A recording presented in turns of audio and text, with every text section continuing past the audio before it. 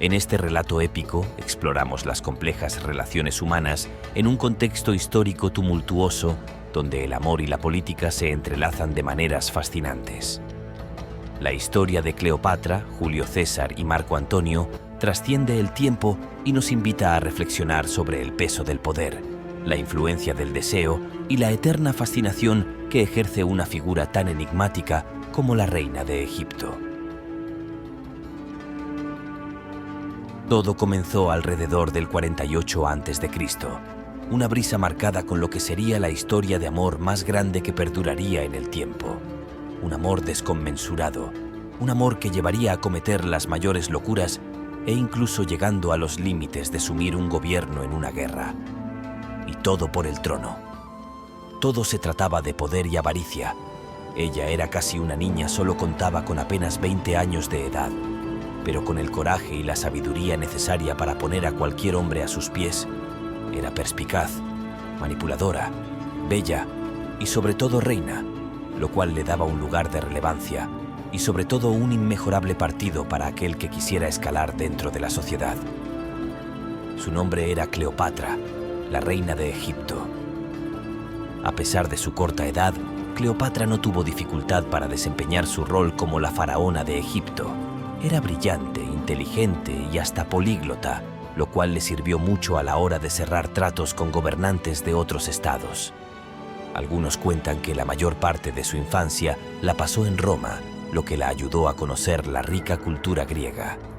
Contando con el conocimiento de ambas culturas, facilitó desplegar un amplio abanico de temas, desde la cosmética y la peluquería hasta temas científicos y filosóficos, otorgándole un estatus superior sobre otras mujeres de la alta sociedad.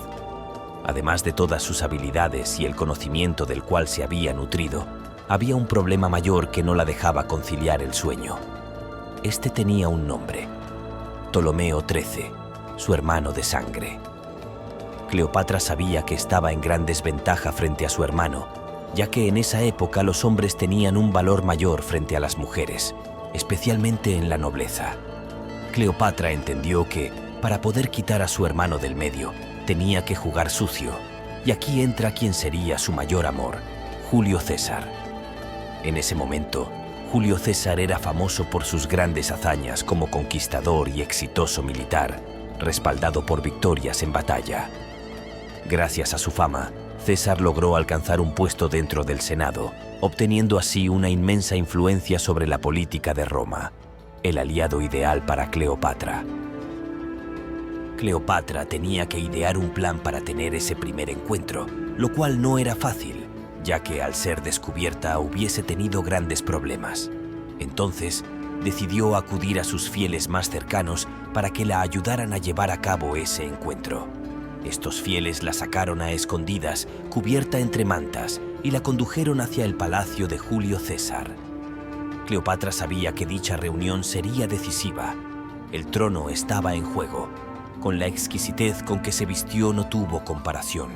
Era toda una diosa, delicada, sensual y lujuriosa. Cualquier hombre se rendiría de amor a sus pies. Cuando César la vio, quedó atónito. Nunca había visto algo así. Su belleza, encanto y habilidad para hablar cautivaron al líder romano. Ese encuentro marcaría un antes y un después en la vida de ambos. Tal fue la compenetración que decidieron comenzar una relación, tanto por el amor que se sentían como por los lazos políticos que los unían. Julio César prometió ayudar a Cleopatra a llegar al trono, incluso poniendo sus legiones a su disposición para tal fin. A todo esto, tanto en Roma como en Egipto se llevaban a cabo dos guerras civiles. En Roma, protagonizadas por Julio César y Pompeyo. Pompeyo, luego de haber logrado grandes hazañas conquistando territorios importantes en el este, regresó a Roma. Los romanos celebraron su llegada. Estaba claro que contaba tanto con el apoyo del pueblo como con el del Senado. Para el año 60 a.C., Julio César, Pompeyo y Craso decidieron formar una alianza política para así poder amasar un mayor poder dentro de Roma. Por supuesto, las tensiones tanto políticas como personales entre los mandatarios no se hicieron esperar. Para ese momento, Pompeyo había sido nombrado como único cónsul de Roma, obteniendo el respaldo incondicional del Senado y logrando ser el líder más influyente de toda Roma. César estaba rabioso. Pompeyo lo había desplazado completamente. Y para empeorar la situación, el Senado le exigió a César renunciar a su cargo como gobernador de las Galias y que regresara a Roma sin su ejército. Claramente, César entró en cólera. No iba a aceptar tal humillación. En el año 49 a.C., César, junto a sus legiones, cruzó el río Rubicón, lo cual sería considerado por el Senado como un acto de guerra en contra de Roma. Todos estos desacatos e insubordinaciones por parte de Julio César desencadenarían la guerra civil. Pompeyo, al no contar con la fuerza suficiente para poder derrotar a César, decidió huir hacia el este, esperando incrementar su ejército y así poder hacer frente a las legiones de Julio César. No tardaría mucho en verse tanto la astucia como la experiencia militar de César sobre Pompeyo y sus tropas, logrando Julio César algunas victorias importantes, como fue la batalla de Farsalia en el año 48 a.C., donde Pompeyo tuvo que huir hacia Egipto con lo que le quedaba de su ejército. Por otro lado, en Egipto continuaba la guerra civil entre los hermanos Cleopatra y Ptolomeo XIII.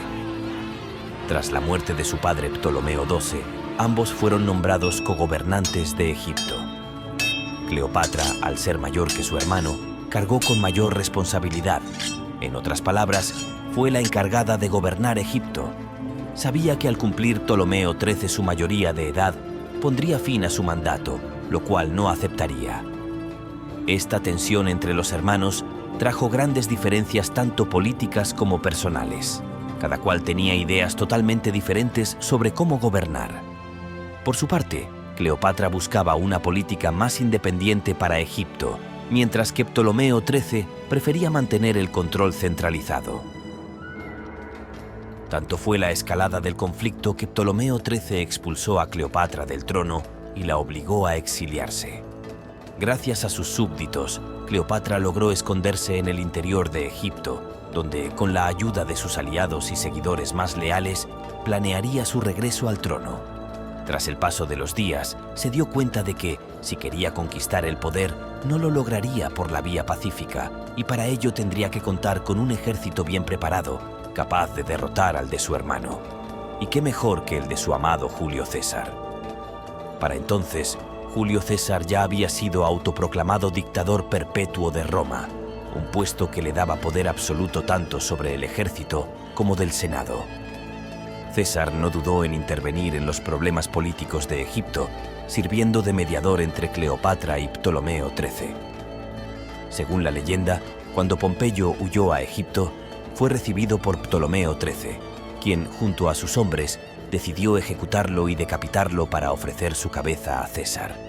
César, que había ido en su captura, se ofendió al enterarse de tal suceso, ya que para un romano era una ofensa que uno de los suyos muriera en manos de un extranjero. Según algunos, César pensaba perdonar a Pompeyo. Según otros, esto fue una excusa para poder barrer a Ptolomeo XIII y otorgarle a su amada Cleopatra el poder como única faraona de Egipto, lo cual se haría realidad. Después de derrotar a Ptolomeo XIII, César se quedó un tiempo en Egipto con el objetivo de estabilizar la región.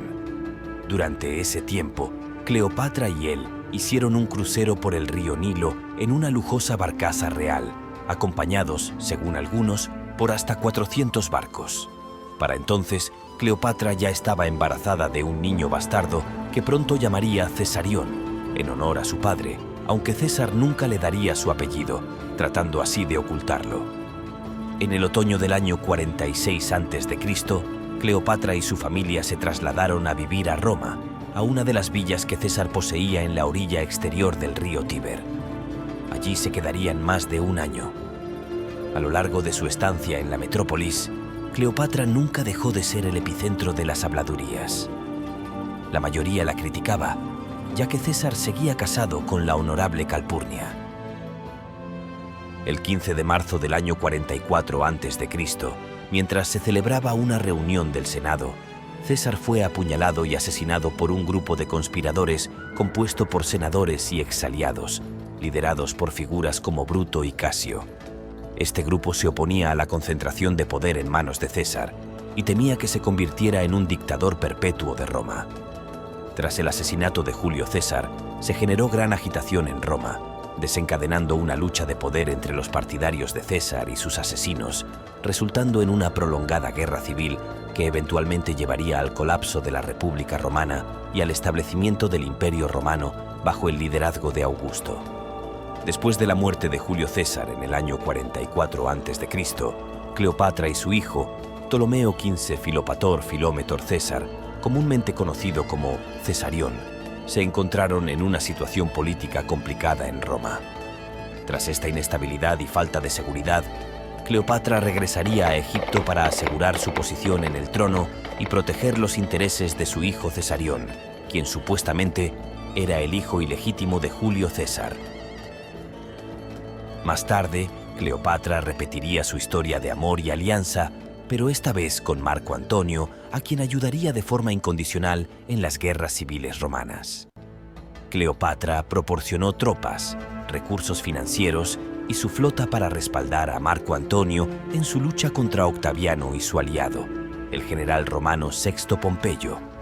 Con la derrota de Marco Antonio y la creciente amenaza de Octaviano, Cleopatra se dio cuenta de que su posición era insostenible, ya que no contaba ni con aliados ni con el apoyo del Senado egipcio. En el año 30 a.C., tras el asedio de Alejandría por las fuerzas de Octaviano, Cleopatra y Marco Antonio, al verse perdidos, decidieron suicidarse. Después de la muerte de Cleopatra y Marco Antonio, Cesarión fue capturado por las fuerzas de Octaviano. Su destino es algo oscuro, pero se cree que Octaviano lo consideraba una amenaza para su propia posición, ya que podía ser un símbolo de la dinastía de Julio César. A la edad de 17 años, Cesarión murió en circunstancias desconocidas, posiblemente asesinado. La muerte de Cleopatra y Cesarión marcó el fin de la dinastía ptolemaica en Egipto y el comienzo de la dominación romana en la región. Octaviano, quien se convertiría en el emperador Augusto, consolidó su poder en Roma y se convirtió en el primer emperador del Imperio Romano. Ahora es turno para ti. ¿Crees que toda esta historia entre Cleopatra y Julio César pudo haber tenido un mejor final? Si es así, déjame tu respuesta en los comentarios. Si te gustó el video, no olvides suscribirte y dejar un like. Nos vemos en el próximo video.